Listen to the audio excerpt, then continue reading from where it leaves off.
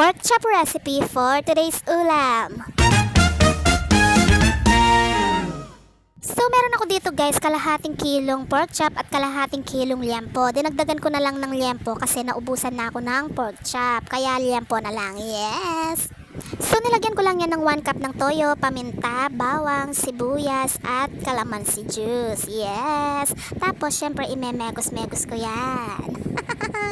So malinis naman yung kamay ko dyan kaya kering-kere lang yan. Mas komportable kasi kapag kamay ang panghalo. Yes! Mas mahahalo ng maigi. Tapos isa-set aside ko muna yan.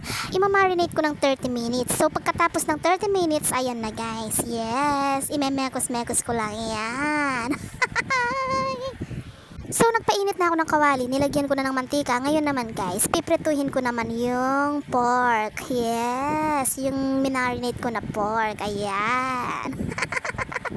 So ipiprituhin ko lang yan both sides hanggang sa medyo mag-brown na ng konti.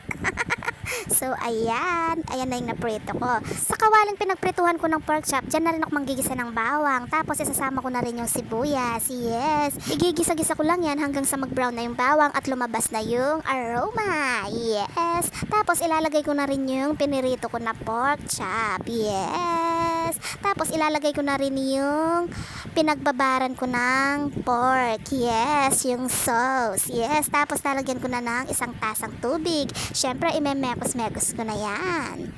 Tapos syempre tatakpan ko na yan, pakukuluin ko ng bonggang-bongga hanggang sa lumambot na yung karne.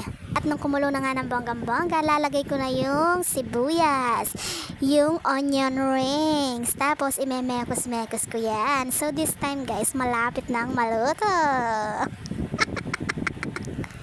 Kaya kung napapanood mo yung video na to, paki-like, follow, and share mo naman guys para makatulong ka naman sa akin. Yes! Nako! So, konting kulo na lang yan guys. Pakukuluin ko lang yan. Tapos, luto na!